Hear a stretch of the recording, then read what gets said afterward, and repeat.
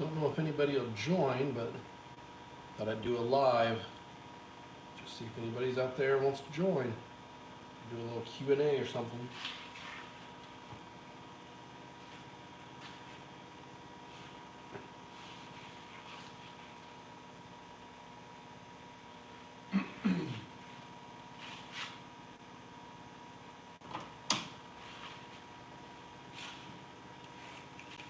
Hey, we got 2 folks live. How about that? Well, hey everybody, I'm just sitting out here in the shop cleaning up some tools after a project. I'm on vacation right now, so thought I would thought I'd do a live. I've never done one before. If you guys want to chat with any questions or anything, just let me know. Decided to spend some time out here and clean some stuff up.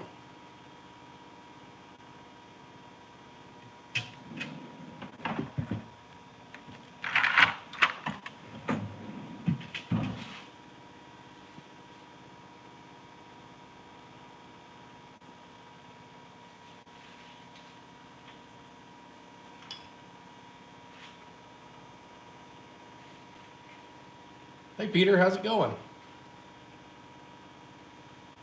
I'm glad you chatted in. I wasn't sure. I've never done this live chat, so I'm not, or live YouTube. So I appreciate the comment.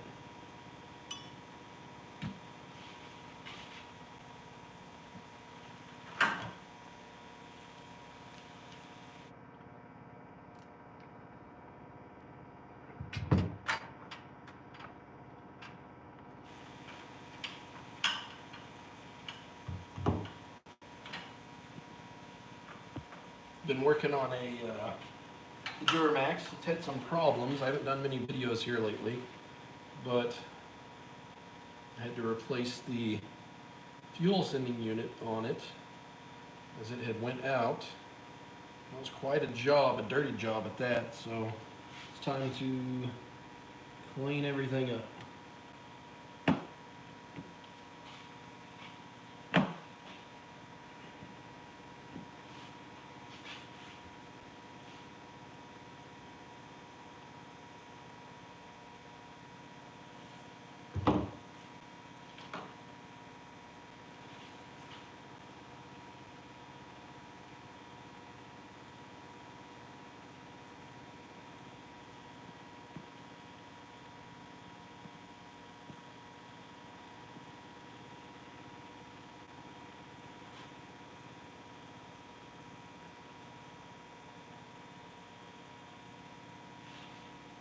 We're up to 4 now. Welcome everybody else. Just on vacation this week and working on a few projects in the shop. Thought I would do a live stream. I've never done one before, so we could take this opportunity to sit together. I can clean up some tools while I'm putting them away on my workbench here. And if you got any questions, leave them in the chat. I'll see if I can figure out how to operate this thing.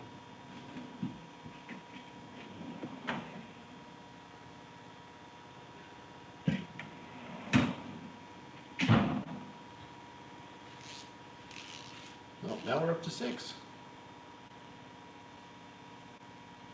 Hello and welcome everyone. If you got any questions, feel free to leave them down below.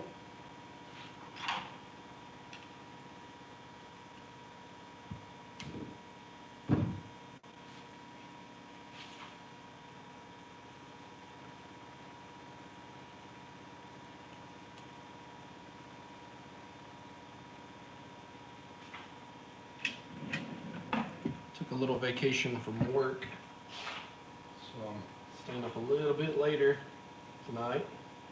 Try to get things organized. It's always a job, right? Especially with little kids. So I thought I'd take some time to myself, enjoy some quiet out in the shop. Well, we're up to 13 now. Once again, I'll say it, just on vacation, everybody out here in the shop. Thought I'd do my first live stream.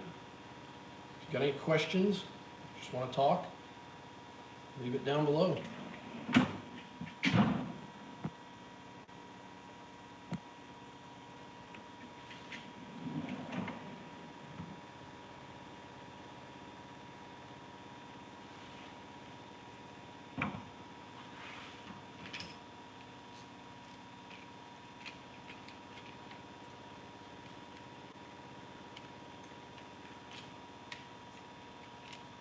This has got to be my favorite screwdriver right here. This is the Williams, I don't know the model number on it, WRS1, USA made. And how it works is it's got changeable bits here, and it comes with a bunch of bits in the tail of it right here. But the best part is, let me get all these bits in here and I'll show you, it's ratcheting. It's got a three-way position switch to where you can ratchet it to the right, twist right here, ratchet it to the left, and then it's stationary in the middle, so if you want it that way you can.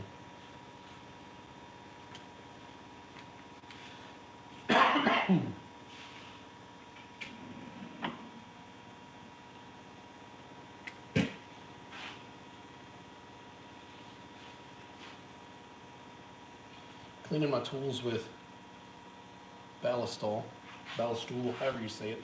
I think it's German, so I'm not really sure. It works well though. It's kind of like a WD-40, and it cuts through dirt, grease, all that junk, and leaves it a nice protective film on it. That way it doesn't rust, especially out here in my shop. It's very humid. Hey, thanks for the comment, Daniel. Let me read this. Like the vids on the 2014 Silverado. Just bought an 18 and your vids have helped a lot. That's awesome. Glad to hear that. So the 18, did you go with, I think in that year they only done the 5.3 or the 6.2. Which one did you get?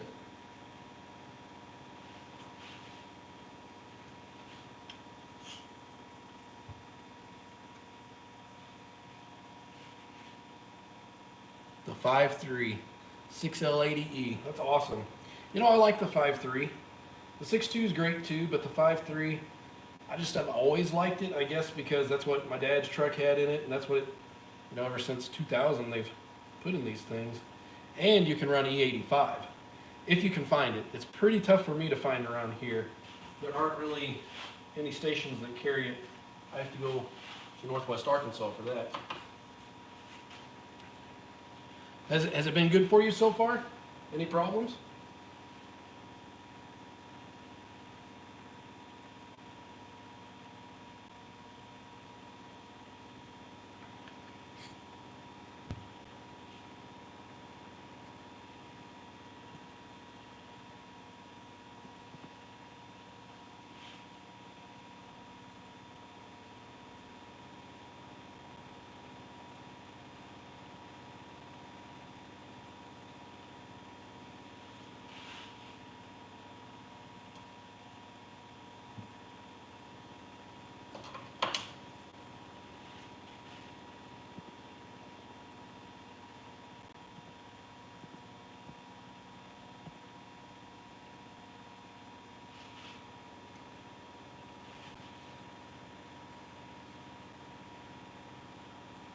About 700 miles on it.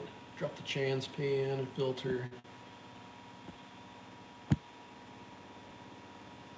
gonna have to figure out how to look at these comments in a more productive fashion. There we go. Fluid is pretty dark. Felt like it was flipping a coin. I get that. Depends on how many miles you got on it. How many miles have you got on it now?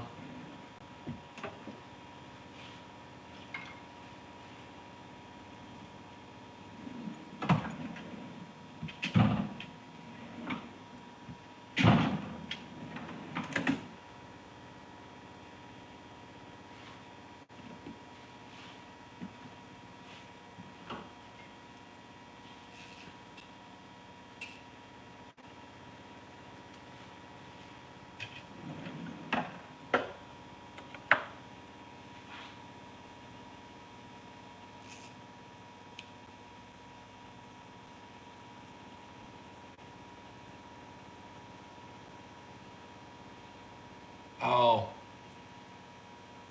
yeah, you're fine. 78K on it. I wouldn't be too worried about changing the fluid even even if it had never been touched. Mine hadn't been touched until probably, I'm gonna guess about 80, 90K. Carfax is amazing. That's one thing you gotta watch out for. You know, it's, if you're a seller, then maybe that's not a great thing. But if you're a buyer, the Carfax, that is such an amazing thing. You know, it used to almost have to be a expert or take a body guy with you to kind of wonder about, you know, panels lining up and whatnot and people's craftsmanship. But the Carfax doesn't lie. If they make an insurance claim, my understanding is that's going to show on the Carfax. That's good to hear though. 78K, I wouldn't be worried at all about changing the fluid then. That's you'll be good. Now if I remember right, yours has the 8-speed transmission. I think mine's got the 6-speed. Has it been, for your 700 miles, has it been pretty good so far? No jerkiness, weirdness to it?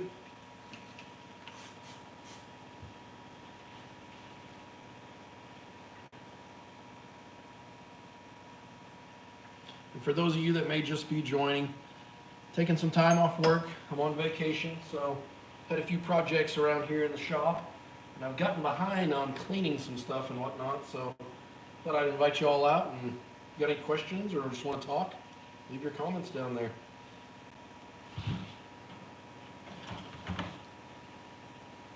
Oh yeah, AFM disabler, that's awesome. The updated bypass, I think you're talking about the transmission, that way it'll run cooler. Boy, I tell you, if you're going to do it, now is the perfect time to do it. I think in conjunction with that AFM disabler, that's a good idea in and of itself. But I don't know where you live, but here in Northwest Arkansas, we are in the heat of summer right now, and boy, I'd be putting that in. Mine used to run, and I'm sure yours does too, 190, 195, I think is whenever it opened. I mean, I'd see days whenever it'd get over 200. I remember one 4th of July we went to watch fireworks, and it got over 200, 210 or so, and I thought, boy, I need to do something about this. So it's it's not a terrible job. Oh my word, Arizona, I'd get that ordered tonight if I were you. Well, we got another comment here. Let me see here. Peter, you got a 2014 GMC Sierra with the 5.3. Boy, we're twinning. You got the same one I've got, just the GMC Sierra. You like it all right, Peter?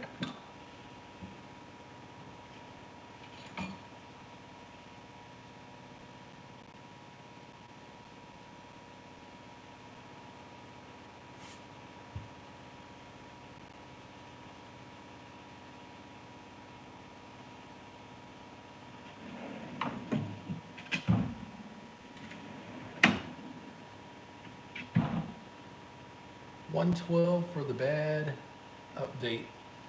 You know, I want to say I got mine cheaper. I bought the part, I'm pretty sure. So are you talking about taking it to a dealership to do that? Oh, I got tools falling over there. Are you talking about taking it to a dealership or doing it yourself? Peter, how long have you had your truck?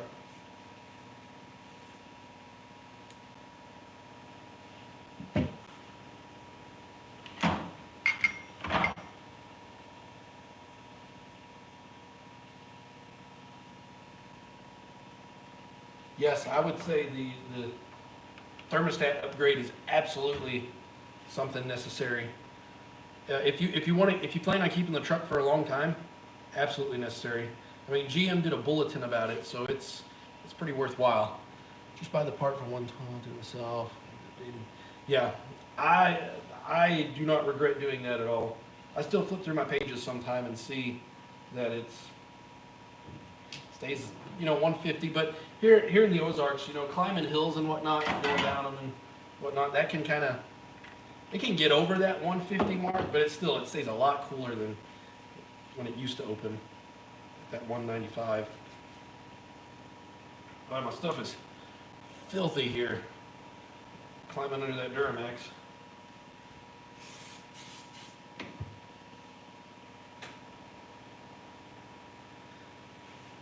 Oh, 2-year warranty, huh? Ooh, man. And that warranty covers transmission?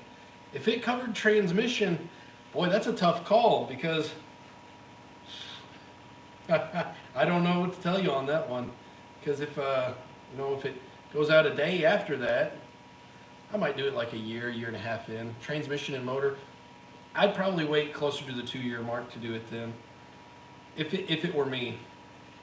That, or get you one and put it in there and take it out if you do have to do warranty work. Oh, I missed a comment there. Let's see. Watch the video on the bulletproof. Yeah, that was a good video. I got a lot of traction on that one. People seem to enjoy it, and I think it was pretty helpful. Get some info on the catch can. You know, that catch can, it was a company that sent it to me. And Add One, I think is what it was. And I really appreciate them sending that to me to install. I didn't really even know about catch cans until then. But you know, I kind of shamelessly plugged them because they'd sent that to me. But really, any catch can, they're a pretty low-tech thing. I wouldn't have any problem buying any catch can out there, really. But yeah, if you like the one that I've got, it's the Add One.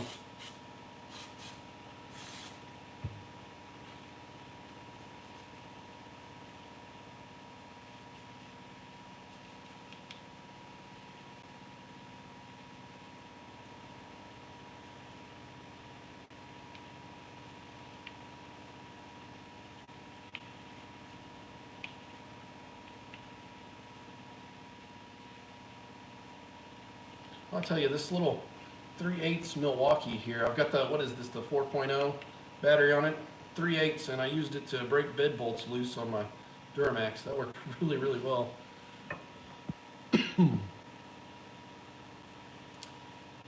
Daniel, that was the very first video I've seen after buying the truck. Really helpful. First vid that really gave me the heads up on these third gen. Good. I'm really glad to hear that, and I really appreciate you leaving a comment like that, because sometimes, you know, it feels a little one-sided, because whenever you're making the videos, I mean, obviously you got comments and whatnot. I get a lot of comments on videos, and it's hard for me to keep up with, but it's refreshing to hear that people are still, even to this day, getting some use out of those videos that I've done quite some time ago now. I really haven't done just a whole lot to my vehicles here lately, unless something tears up, because I've got them where I like them and they're pretty reliable.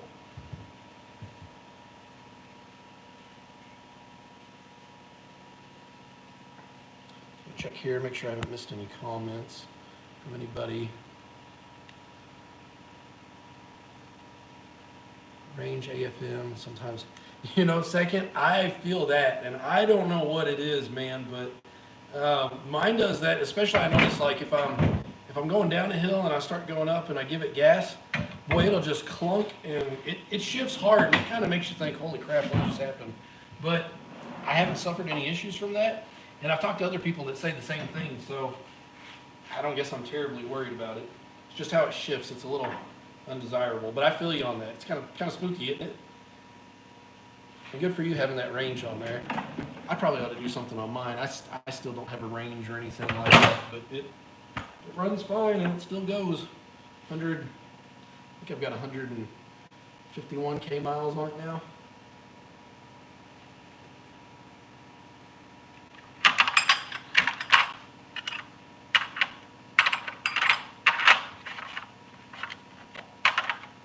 Let this place fall apart. I tell you guys, it is messy in here.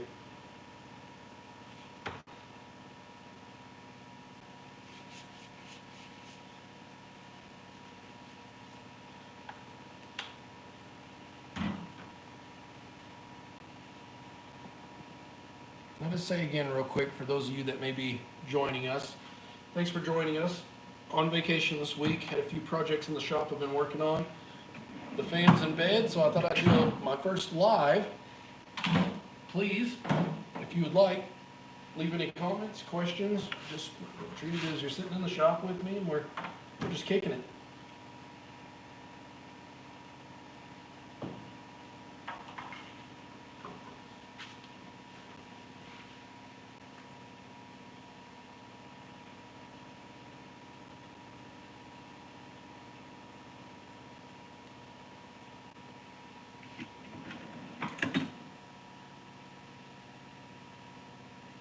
No, I haven't done the AFM delete, nor have I switched oils. You know, I am starting to have a bit of a, oh my Mini split just turned off. I have it set to turn off at a certain time. No, I haven't done either of those, nor the switch to the 530 weight. Is that something that's recommended or talked about out there? I'm still using the 020.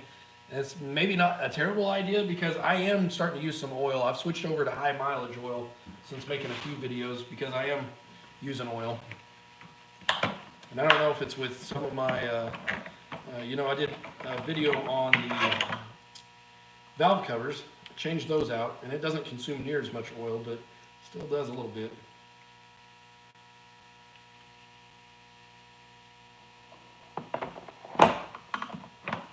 You know, GM says that something like it's normal to burn to, I want to say, they say a quart every 1,000 miles, which to me is crazy. I mean, I suppose they can do it if as long as you top it off, it'll be all right. But geez, that seems like a lot of oil to go through. I like the planet a little more than that.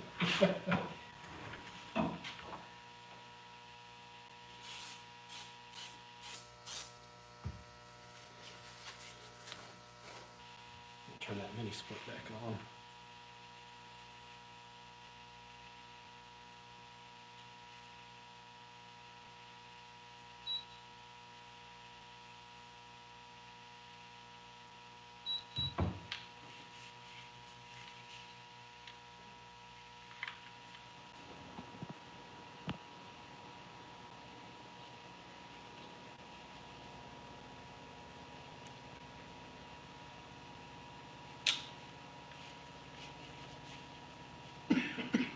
Excuse me. Almost some summertime allergies. I'm sure all this dust around here doesn't help. I love living on a dirt road, but boy, it's dusty all the time. Javi, I hope I didn't butcher your name. I've got 76K miles. Let me get back to that. 76K miles. I don't think the transmute fluid has ever been changed.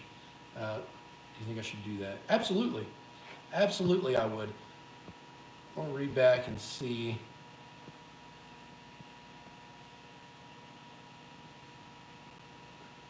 Javi, what year is your truck? And I apologize if I'm butchering your name.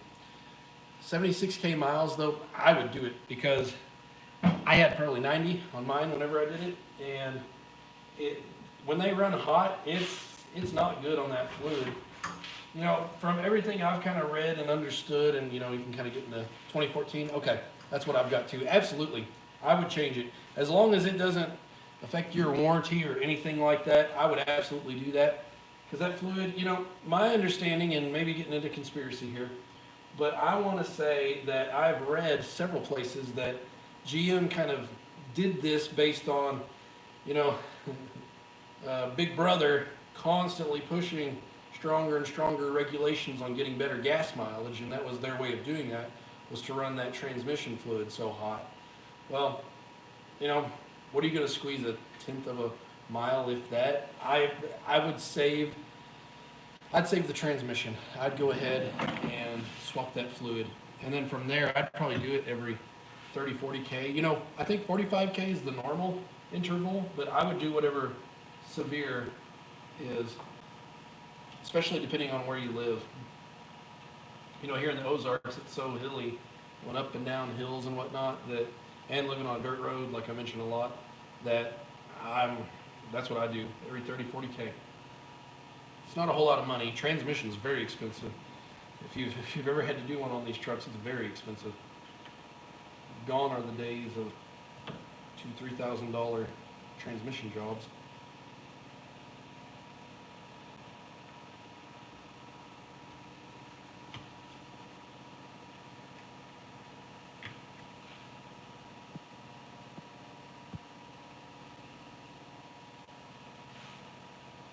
Boy, a lot of love for the Silverado here. Anybody out here like the Duramax content? Billet torque converter. Yeah, absolutely. That'd be great. You know, I'd kind of told myself I wasn't going to touch the transmission up until I have issues. Hey, buddy, you need to go to bed. My son just came out here. You need to go to bed.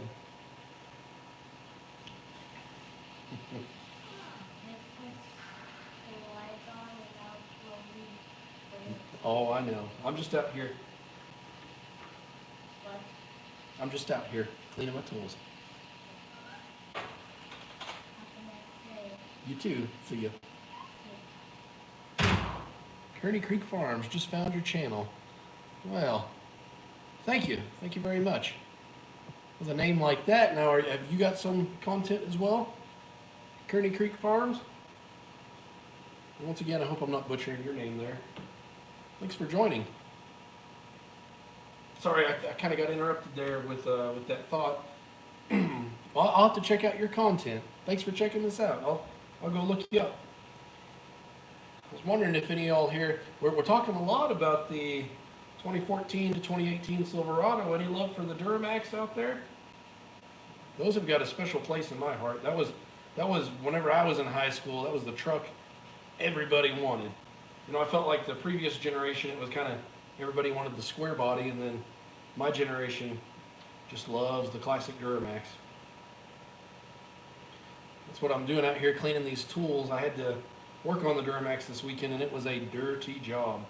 So I'm getting everything all spick and span.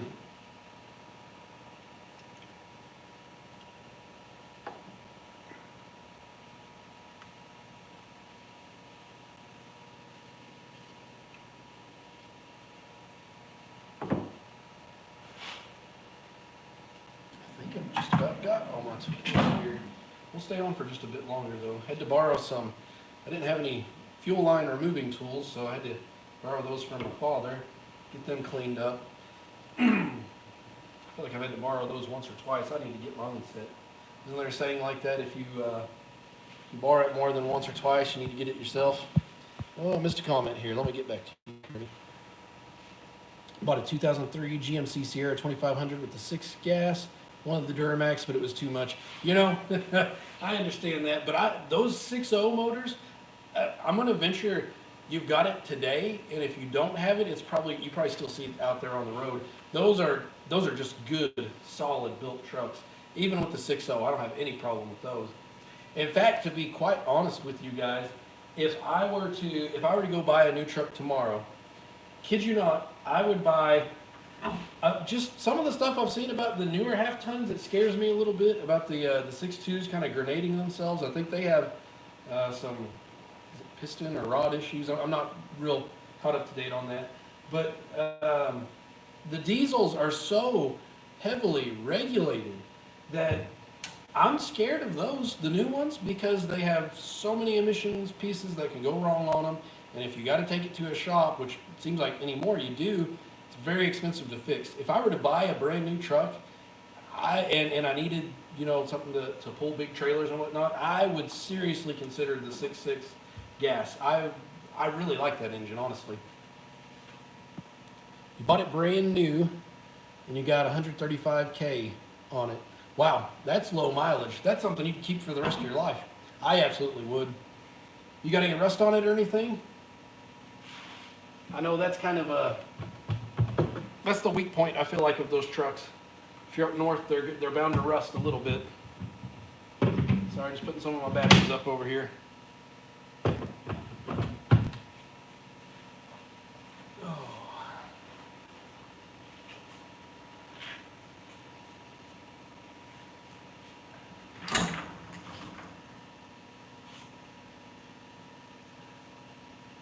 Hobby, the 5.7 Tundras, I love those as well. They are great. My uncle actually has one. He has the year model right before they went to the new, it's a 6-cylinder that's turboed, and I think they've even got some that are hybrids. I wouldn't be scared of those either. You know, Toyota, they had some problems, but in my eyes, they made it right and they didn't hide from it. Kind of unfortunate, like GM's done with some of the transmission deals, and that's why got so much traction on some of these videos, I feel like. Here, let me catch up with a few more of these comments here. Oh, no rust on the 2003. That's nice. In Washington State, very nice, very nice. You must really take care of that thing. Well, hold on to that truck. I have a feeling that eventually, I mean, you're seeing it with the Duramaxes. Those trucks will not, I don't personally feel like they're going to lose value. especially with how car prices are these days. 2014 are better in my opinion than 2019 and up. I'm not going to argue with that. I certainly feel that way. You know, I've heard it said a lot, and I agree with the sentiment that it seems like after COVID, I don't I don't know what the deal was. You know, we had the computer chip shortage that seemed to cause some issues and whatnot, but the technology in vehicles really hasn't progressed, at least on the GM side, I feel like, since the 2014. I've been in a few newer ones, and you know, the 2025, they got the all digital dash and whatnot, but there's not just a whole lot that I want out of those trucks, or I feel like that they've got that I'm just missing out on.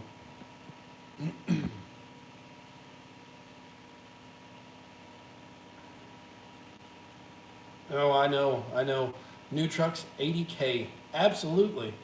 Yeah, and you know what's crazy to me is I know so many people that have them and drive them, and there's nothing wrong with it. I mean, if you got the money for it, sure, but I couldn't stomach doing a loan on something like that. I mean, I might be able to make it make sense with YouTube, but still, that's, you know, I gave the house that we live in, and of course this was before COVID, so keep that in mind. But you know, I gave 150K for it, and it's probably, I'm not joking, it's probably worth double what it is now. And I just think about paying 80K for a truck whenever that's half of what I paid for my house. It blows my mind.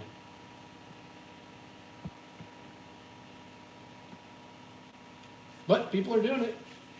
Well, I don't know if they were doing it, because you know, you couldn't find vehicles for the longest time. I don't know how the car lots look. I stay off of them. Dealerships, I don't know, just make me nervous.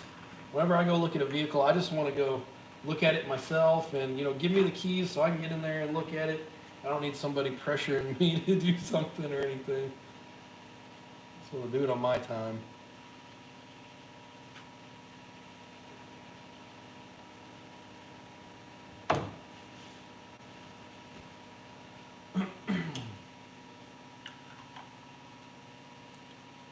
Matthew, I've got a 2010 GMC Sierra 5.3. It's almost 140K.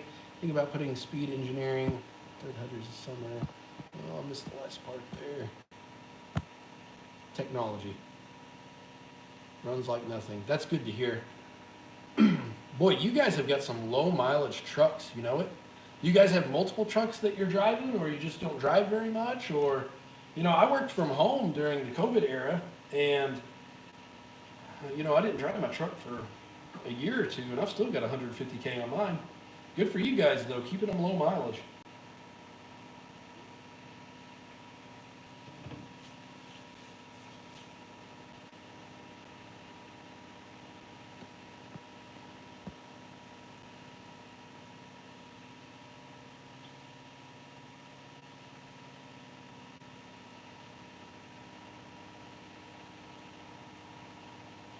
Oh, that makes sense. Working as a service electrician. Yep. And a company truck. That's a that's a pretty good gig there. Yeah, I'd just keep that truck then.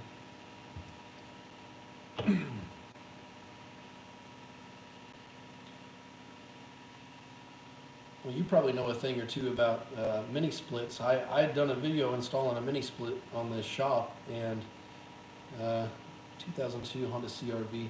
Man, those Honda CRVs are awesome. We had a Pilot. My wife had a 2003 Pilot whenever we lived uptown, and that we paid $5 grand for it. It was worth every penny. Absolutely. Hondas are great vehicles too. Yeah, and I bet it still ticks and purrs right along.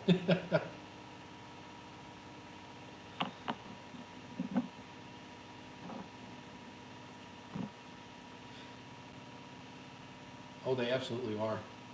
I was going to say, Kearney, you probably know a thing or two. I'd installed a mini split in my shop here, and it was a good video, and you know, the overall a positive message. You always get some people on your comments or whatnot. Boy, they just flacked me left and right about some different things and how the install didn't look good and whatnot. And they did have a good idea, honestly, I thought.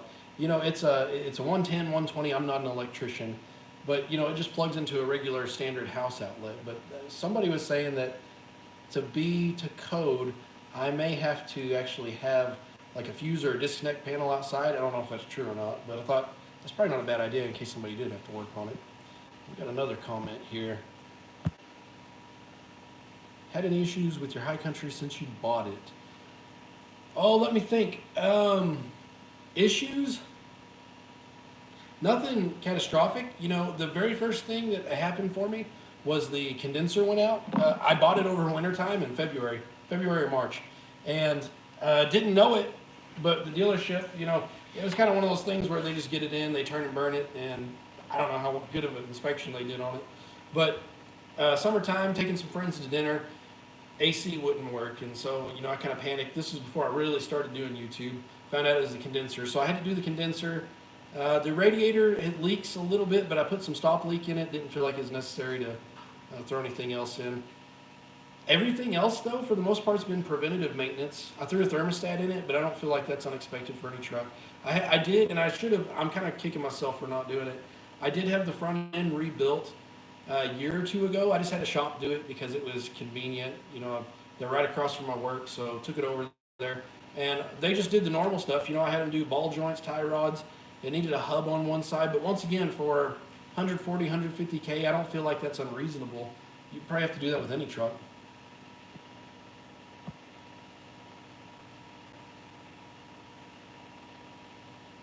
I guess technically exterior disconnects required, but everyone. Oh my word, you are not kidding. That's, you know, I appreciate that comment because that is so true. There are a lot of folks out there that, you know, and I get it, and I appreciate that. You know, I get it too. There are some people that, they're going to be experts in their field because that's what they've dedicated their life to, their trade, right? And I just kind of a jack of all trade, master of none, huh? I always think it's a good to be able to do just a little bit of everything if you can. At least that's how I was raised. Dad always did everything almost himself, whether it was turning a wrench or construction on the house or electrical. Didn't matter. He's where I learned a lot of anything that I know, plus the power of the internet. And a little pro tip for you guys too. Oh my word. So I work in IT for a financial institution, and and it's all over the internet too. This is no secret, but a very, very hot topic right now is AI. And let me tell you, if you guys are having issues with a vehicle, you know, it's great that you can go to YouTube and you can find content like mine that helps, you know, walk you through step by step and show visuals of what you need to do. But AI, if you have a problem with a vehicle and you describe it to AI and tell them what you're working with, it's scary good. ChatGPT. I do it a lot just because I want to test with it and see what I can and can't do. And you would be very surprised. You can even show it visuals. Turn your camera on and it'll tell you. And that's not just limited to it's not just limited to vehicles. Earlier today, Kearney, actually, this is a good one here. I didn't know how to test an outlet with a multimeter, and I had my hot, my ground, and my neutral, and so I asked ChatGPT based on the colors that I had, which ones I needed to touch my multimeter to tell if I had power to it or not, and it was right. So I got that outlet fixed up. Sorry guys, I'm just cleaning my drawers here. Power supply and a relay for a PLC. Boy, it is the best thing ever. You know, I think everybody was kind of scared of it at first, and, you know, talking about how it could replace jobs and whatnot. And I suppose maybe in some aspects, but I don't know that where we're going to get. At least I'm not convinced yet that I think it's a good tool that'll make a lot of folks actually better at what they do, because now you have a wealth of knowledge at your hands that's easily disposable if you know what you're doing and know how to interact with it in a good fashion.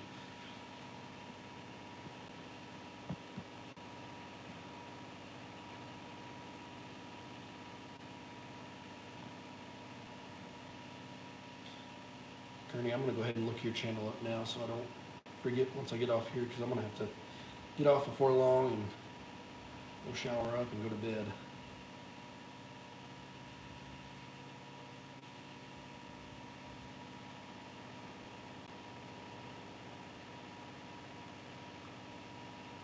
Oh, very cool. Okay, I see you there. Russell, got a 2013 Chevy 1500 with 5.3 ticking noise. If not a manifold or lifter, what else could it be? It's not a manifold or lifter. So have you looked over the manifolds for all the bolts? You know, it's very common. I don't know on the 2013s or not, but it's pretty common for those to break off and make a ticking noise. And let me ask you this, does it do it just when it's cold, or does it do it when the engine's still warm? And what viscosity of oil are you using?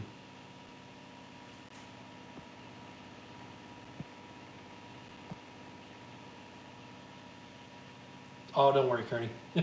I started years ago, and a lot of people. I didn't tell my family or close friends or anything, and then I started. You know, just keep at it. I'll say that. You know, I I got to a point where even with not very many views, I was making $100 a month doing YouTube, and I thought, boy, that's $100 I didn't have, and the content's already out there and good, and now, you know, I'm not saying I could quit my day job, but my wife stays at home, and most everything I own's paid for, so it's not a bad gig. It's really not. Keep it up, for real. Word of encouragement for you here. Appreciate that.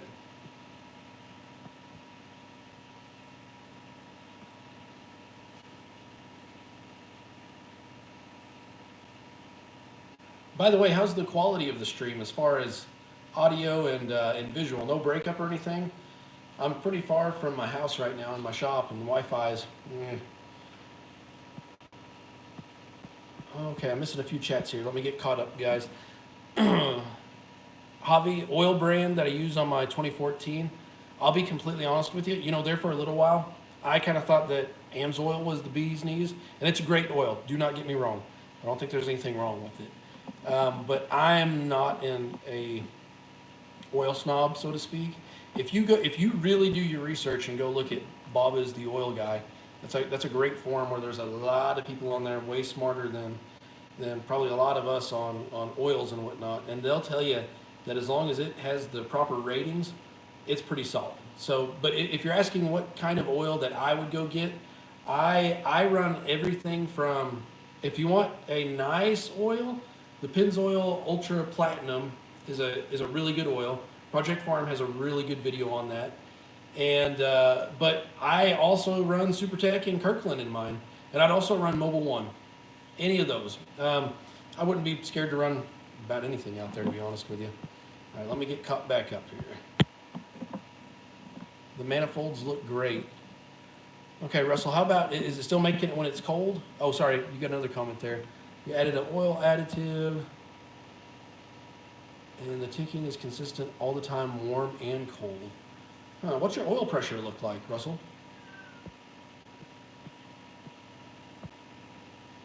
Kearney, good quality, had the same problem with shop. Wi-Fi will drop when I'm doing live streams. Yeah, I really had that problem because where I live, and I don't really consider it any fault of Windstream, so don't take it as I'm taking a dig at them or anything. I live in a pretty rural place, and no, Chosen One, I did not. I'm gonna have to rewatch it this time and see. Did my chair squeak? Sorry if I did, but no. Going back to that, I had Windstream for the longest time, and I tell you, it was slow. It was slow. There's no way I could do it live, but I've moved to Starlink, and any of you guys out there, Chosen One, they're making me blush here. Starlink is a game changer for anybody out there. You could build a house wherever you want to. I mean, you could be completely remote, off grid, and you got internet service. I mean, even good enough to do a live stream here. It's made YouTube uploading videos a whole lot easier for me. And if I need to work remote, it makes that possible too. It's really important in IT, right?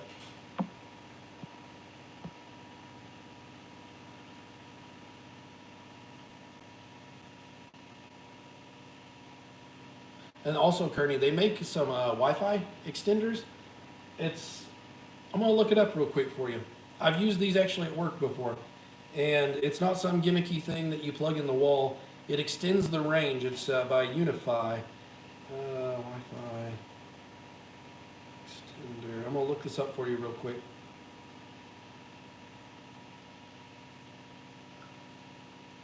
It's a wireless bridge point to point. As long as you've got a fairly straight line of sight, it basically shoots the Wi-Fi signal in a direction. So as long as you don't have buildings or a whole lot of trees in the way, it will work. And I've used it to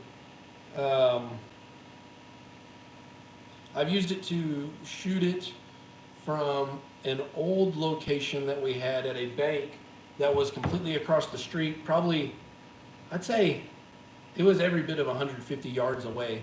And we used it to shoot it from a temp shop that we had over to our permanent build that we were doing. Yeah, Unify, and I'll spell that for you. It's UNIFI by Ubiquiti. UBIQUITI. Super solid stuff. I've used their access points, which is basically just going to be what broadcast Wi-Fi. But what you want is a point-to-point. Absolutely. Absolutely, Kearney. Oil pressure is usually below. Fluctuates. You know, and it'll fluctuate. That's pretty normal, because if it depends on if the engine's cold, if the engine's warm. It also depends on your ambient air temperature outside. So 275 kPa. I don't know what it normally runs.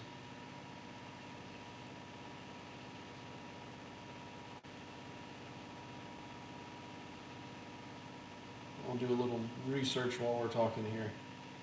If I got good enough service with my phone here.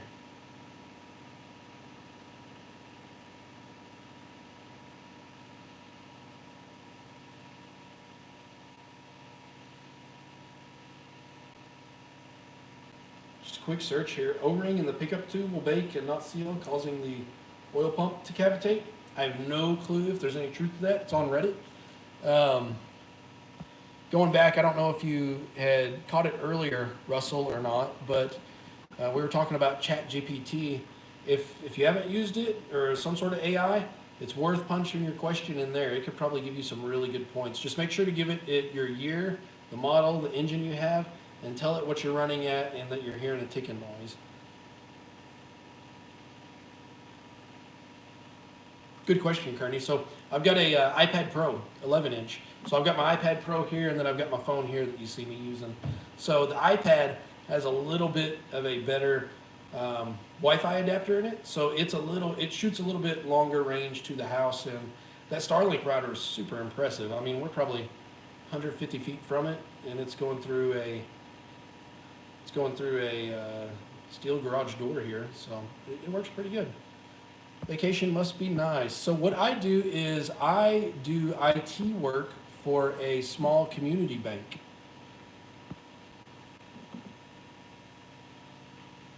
Yeah, vacation is nice. I get probably, I don't know, 4 or 5 weeks a year. I think it's pretty good. It's a solid benefit package.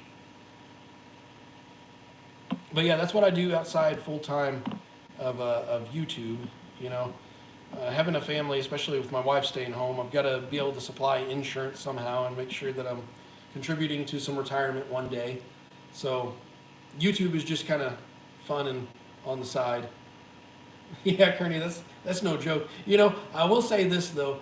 There used to be kind of a fun saying about, you know, banker's hours from being 8 to 4, 8 to 5. And oh my gosh, 2 weeks vacation. Whew. And you get any sick time or PTO with that? Because ours is just set in a PTO bank. So I want to say it's 26 days a year, and I can use those kind of however I want. I have to, it's mandated, and I think this is a banking regulation, but you have to be out of and it's an entire week for a consecutive year. But no, it's not a bad gig at all.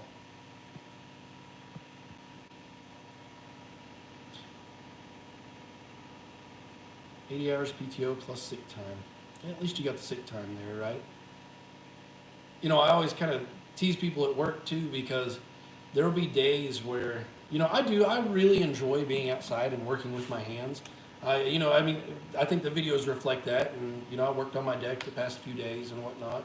And there'll be days where I sit at work and I'm like, man, I wish I could be outside and be working outside. It's such a nice day. But then I tell you, whenever it's 90, 100 degrees outside, or it's snowing and sleeting, or whatever the case may be, I'm super thankful to be behind a desk in the air condition or heat. In fact, we had our outdoor unit fail on us at work. Oh, it's been a month or so ago, and we had to go a day or two without air conditioning, and it didn't get terrible, but and keep in mind this was just in an area that there's not any customers or anything, but boy, it got a little warm.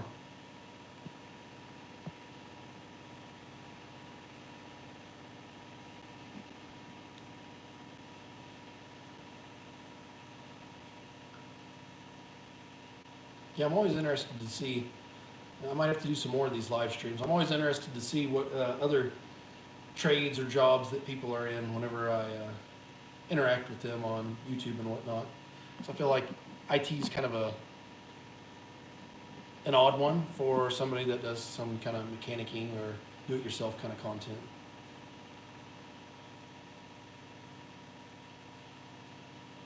Let's see what time it is here. Well, folks, it's starting to get kind of late here in Northwest Arkansas. We're pushing about 10 o'clock, and I've got a few more things I've got to do inside.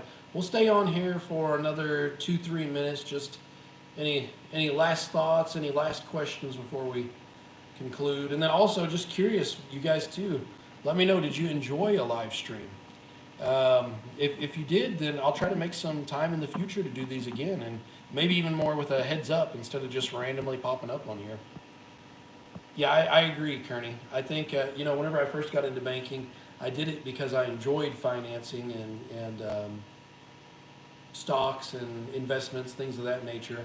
But then, I mean, ever since I've been a little kid, I've always liked computers and technology, and it was just a right fit. So now I get to kind of play with both, right?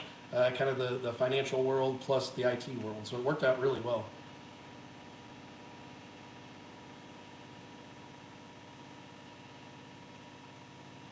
Tomahawk Do-It-Yourself, absolutely. Boy, that name looks familiar. I feel like I should know that.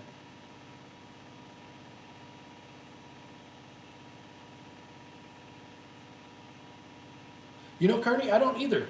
But I'll link up with you, man. Car keys, that's right. Okay, yes. Hello, yes. We've done some videos before. Tomahawk Do-It-Yourself. We've actually made some collaboration videos before it was on the Forerunner. I remember that because, man, shout out to Tomahawk Do-It-Yourself. I'll tell you, I was kind of in a pinch with my wife's Forerunner car key. The dealership only gave us one key, and I looked it up, and it was like $300-400 to buy a new key. And Tomahawk Do-It-Yourself, I found his website and reached out, and we did a collaboration. And let me tell you, if you don't want to mess around with going to a dealership and having to wait on them and them taking you out to look at cars, making you try to buy stuff and whatnot, especially during COVID time, whenever that was kind of off limits.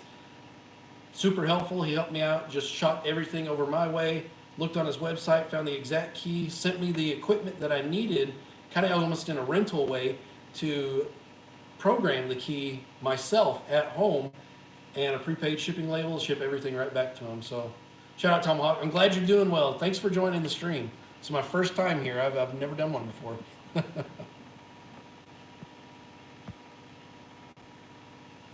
Yeah, Kearney, we're gonna have to figure that out because I would like to schedule in advance too. That maybe we could get some more attendance that way, and maybe not so late at night when, oh my gosh, I'm sorry guys, it's Tuesday at 10 o'clock at night.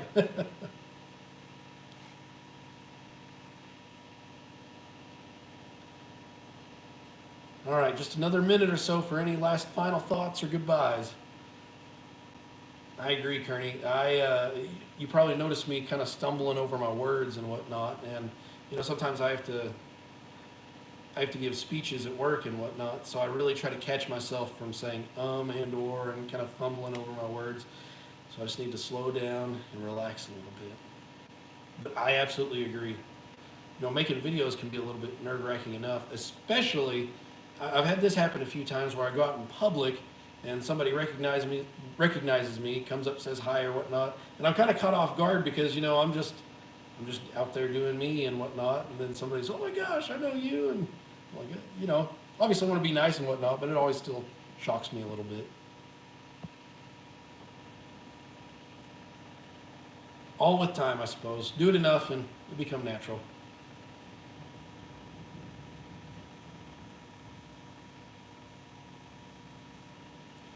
All right, guys.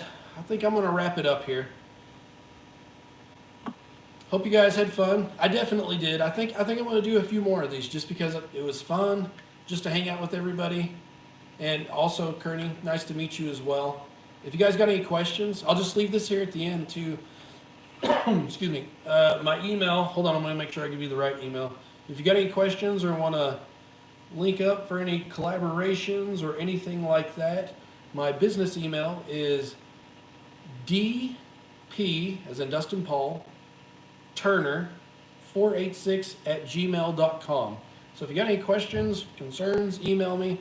I try to get back to them if I can. But if you enjoyed the live stream, shoot me an email. Let me know, and I'll see if I can schedule this in the future for you guys. Because I absolutely enjoyed just getting to sit here with you guys and visit and whatnot. And maybe we can bring some new ideas to the table for future videos and whatnot. So, all right, guys. I hope everyone has a great evening. Let me see if I can figure out how to end this thing. All right, signing off. Take care, everyone.